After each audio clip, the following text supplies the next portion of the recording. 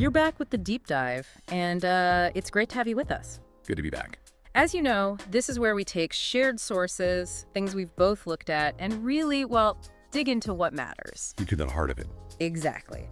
And today, we're continuing an exploration we've been on for a bit now, looking at these personal reflections from someone's life story. It's drawn from their blog, a written chapter. And this is actually our third time diving into this particular story, right? So listeners might remember the previous parts. That's right, our third deep dive here. Today, we're really zooming in on the early years, childhood. Specifically. Those formative school years and those initial encounters with religious teachings. The idea is to try and understand, the foundational impact, what really shaped things early on. Looking for those key moments, the insights, maybe the aha moments from that time. Precisely. So where do we pick up the thread this time? Well, it seems to start right around age 7. Formal schooling begins. And right away, there's a contrast, isn't there? First grade sounds okay. A kind teacher, a good introduction. Yeah, a positive start. But then second grade sounds like it went completely off the rails. Off the rails is a good way to put it. A whole year, pretty much, with no consistent teacher. Chaos. And the really wild part? The source says he ended up teaching a second grader? Teaching 35 classmates for most of the year. Can you even imagine? It's hard to picture. I mean, the responsibility on a kid that age, he even got an award for it, apparently. Which is something, I guess. But it makes you wonder about the dynamics, him teaching his peers. And his own learning, too. Did that unusual role affect his own fundamental skills? Well, the narrative does mention that.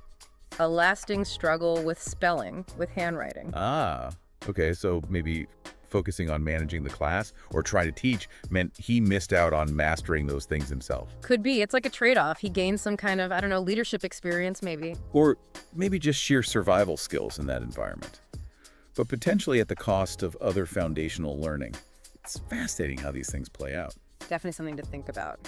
So after this unusual school start, the setting changes. Right. The family moves back to central Tehran, a neighborhood called Mokhtari. And the location seems significant. Their new home is right behind a mosque. Yeah, and this seems to be the catalyst for the next major influence.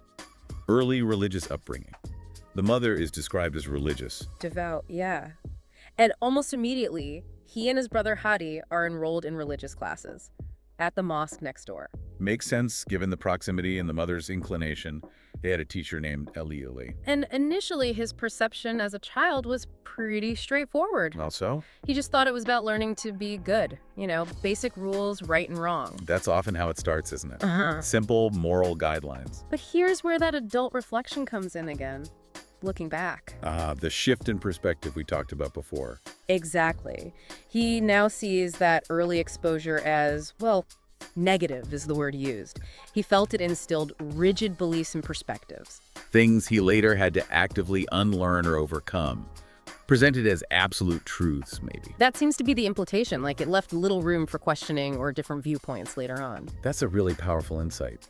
Realizing something you were taught as fundamentally good actually created limitations down the line. It really is. Makes you think about how we all reevaluate those early messages, doesn't it? As we get older, see more of the world. Absolutely. Early conditioning runs deep. Okay, so where does the school story go next? Shamron Elementary. Yes, Shamron Elementary. And here we get another contrast. Academically, he seems to have done well. Active, participated in trips, successful in his studies. Right, and apparently his physical size protected him from bullying, both being a victim and, he notes, being a perpetrator. Interesting detail. But the other side of the school was less positive. Much less positive. The discipline, it's described as harsh, very harsh. How harsh are we talking? We're talking teachers inflicting severe punishments. The principal, who also taught geography and history, apparently he used to throw heavy keys at students and whip them with a hose. Hose? A hose filled with marbles to make it heavier, presumably. Wow. That's incredibly violent for a school setting. Disturbing is the word used in the notes, and it fits. It sounds like a culture where physical punishment was just normal. Expected, even. And did he experience this directly? Or just witness it? Oh, directly, too. He recounts a specific time. He hadn't done some math homework, wasn't prepared for a surprise check. Yeah. He got hit on the hands with that hose. He specifically mentions the sharp hits and how vividly he still remembers the pain. Oof. Yeah, that kind of experience, that physical pain and humiliation, that sticks with you. It clearly did, and it leads him to this really profound reflection. What's that? He connects that normalization of violence in his own childhood and school to maybe why his society, as he puts it, sometimes resorts easily to violence. Wow. Linking the micro of the classroom to the macro of societal behavior. That's quite a leap, but a powerful one. It really is, and it leads him to a conclusion about change. Which is? That society needs reform starting with childhood education. Get rid of the physical punishment, get rid of forced religious indoctrination, let kids grow freely. A very direct call for change, rooted entirely in that painful personal experience. Exactly, it feels deeply felt. Now, there's another memory from this period, described as regrettable. Okay, what happened here? It involves a classmate, Gulzadeh. It seems to tie back directly to that rigid religious upbringing we discussed. How so? Gulzadeh showed him a picture of a woman in a bikini. Okay. Innocuous enough to many, maybe, but given the context. Right. His reaction, fueled by those strict beliefs, was immediate and, well, violent. He slapped Gulzadeh hard enough to leave marks. Oh, wow. That's quite an overreaction. He recalls asking him angrily something like, "Would you show me if this were your sister?" And what did Gulzadeh say? Just, yes, simple as that, which seemed to confuse him at the time. Yeah, because it didn't fit the worldview he'd been taught. It highlights the gap in their understanding, their conditioning. Absolutely. And the key thing now is his reflection on it. Deep regret. He calls his past views misguided. So he recognizes the innocence in what Gulzadeh did and the fault in his own reaction. Completely. He even says he wishes he could find Gulzadeh again to sincerely apologize. That speaks volumes about personal growth, doesn't it? Yeah. Being able to look back, own your past actions, and see them through a totally different lens. It's quite moving, actually. It really is. It shows that ongoing evolution of understanding. Okay, so the chapter then shifts gear a bit. Moves into high school. And a new focus emerges. A very clear one. Electronics. He chose it as his major and describes it enthusiastically. Calls it the best educational experience of his life. So he found something he really connected with. Passionately, it sounds like. Definitely. He gives examples building circuits, working with transistors, integrated circuits, stuff that clearly excited him. Real hands-on engagement. Yeah, even mentions tackling an advanced amplifier project that his teacher initially doubted he could do. Nice. Bit of proving people wrong. And there's another detail, being fascinated by a friend's home computer running Windows 98. Huh. Anchors it in time. Yeah. And hints at maybe a future direction. Could be. But it's interesting, he notes here that he's going to skip quickly through this chapter covering age 8 onwards. Oh, why is that? Because he plans to detail that period balancing work in school, which apparently started around age 8 in the next story he shares.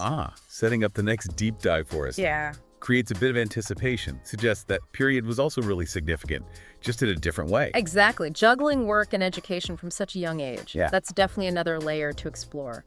For sure. So let's maybe wrap up what we've gleaned from this particular dive into his early years. Okay. We saw that unexpected responsibility in second grade and its potential impact on basic skills. Right. Then the move and the deep, complex influence of that early religious teaching, initially seen as good, later viewed as limiting, negative even. Then the harshness of Charman Elementary, the normalization of physical discipline, and his later reflections connecting that to broader societal issues. It's quite powerful. Very. And the really poignant, regrettable memory with Gulzadeh, showing that journey towards empathy and understanding his own past actions. Significant growth there. Absolutely. All these experiences, the tough ones, the confusing ones, maybe even the strangely empowering ones, like teaching second grade. They clearly forged his perspectives in profound ways. You can see the threads connecting these early moments to the way he thinks and reflects as an adult. They still resonate. So maybe a final thought for everyone listening. Take a moment perhaps to think about your own childhood. What early experiences, maybe ones you haven't thought about in a while, might still be subtly shaping how you view things today. That's a great prompt. Is there maybe a moment of judgment or misunderstanding from your past that you see differently now with more life experience? Like the Gulzadeh incident. It's a really worthwhile exercise, isn't it? Self-reflection. It is. Understanding our own roots, our own stories. Well, please do join us next time. We'll be picking up this individual's story from age 8 diving into that whole experience of balancing work and school life. Sounds like another fascinating layer to uncover. Looking forward to it.